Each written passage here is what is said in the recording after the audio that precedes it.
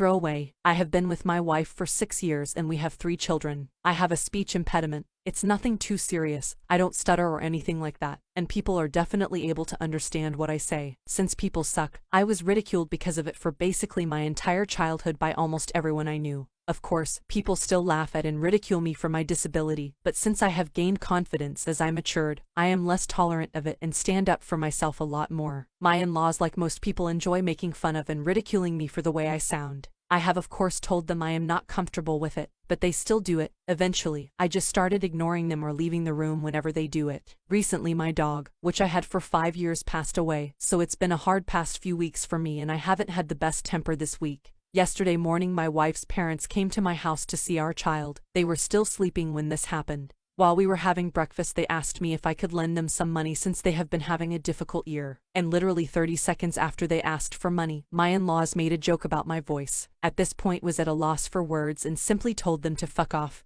and to learn some respect if they want money. All day my wife has been begging me to reconsider, saying that what they said was just a harmless joke and that she is sorry if it offended me. AITA. Story 2. So, I'll preface by saying me and my husband have vastly different tastes in basically everything. For the most part it doesn't matter, but we clash heavily when it comes to food. Before we met, I basically never ate out, drank nothing but water and unsweet tea and ate mostly vegetarian, always pretty healthy meals. When we started dating I started eating out a lot more because that's what he always wanted to do and I'm honestly easily influenced. I learned pretty quickly that he doesn't like anything that includes anything other than a variation of meat, cheese, and starch. Not a single vegetable other than corn, no dairy except butter, no fruits, no grains, nothing. He also hates a majority of seasonings. I ended up adapting my cooking to suit his tastes, occasionally making myself healthy sides, but it bothered him so I mostly stopped. I tried to at least have healthy lunches or choose healthier options when eating out, which was still regularly. Eventually we had a daughter, and now that she's getting old enough to eat with us, I'm pretty much done with how we eat. I don't like eating like this. I've gained weight and feel out of shape, my body feels awful, whatever. And I don't want our daughter to grow up not eating anything healthy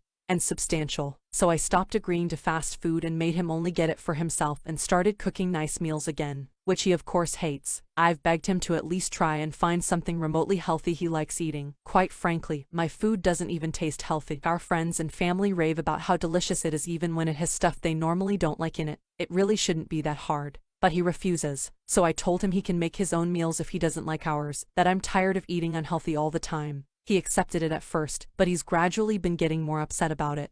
He says it's not fair that we have these nice meals and he's stuck eating crap. I told him he's free to join, and what he's making himself is literally the same things I'd make him anyways, and that I'd be willing to still make some of the fancier ones, just not so often. But he says it's not the same and he wants nice healthy meals like ours, and it's not fair that he's being excluded. I told him unless he's willing to let me add spices and vegetables to the meals, I literally can't make him nice healthy meals like ours. There's only so many ways you can make a meal with just meat and starch, and you can only make it so healthy. Now he's been pouting because he says it's not fair he's the only one who doesn't get good food, and that I could at least try and include him in being an asshole by not trying. I think he's being ridiculous to expect the same type of food we eat without me putting in literally any of the ingredients. AITA. Story 3. I, male 46, lost my wife 13 years ago in a car accident.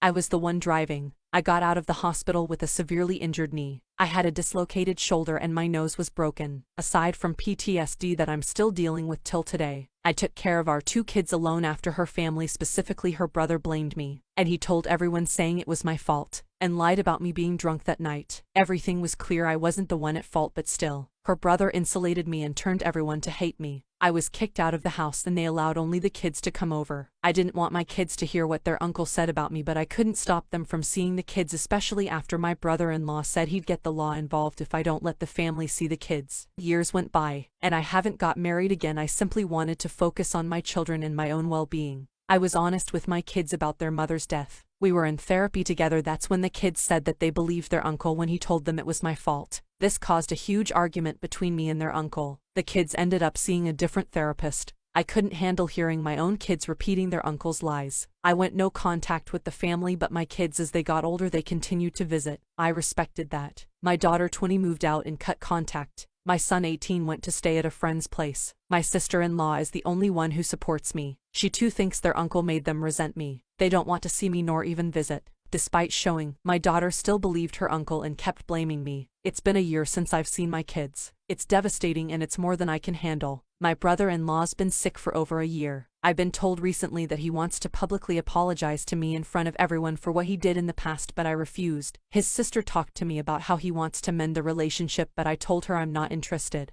Others started pressuring me, including my own family. They're arguing with me, calling me grudge holder and a bitter person. I just refused to continue to talk, but they're not dropping it.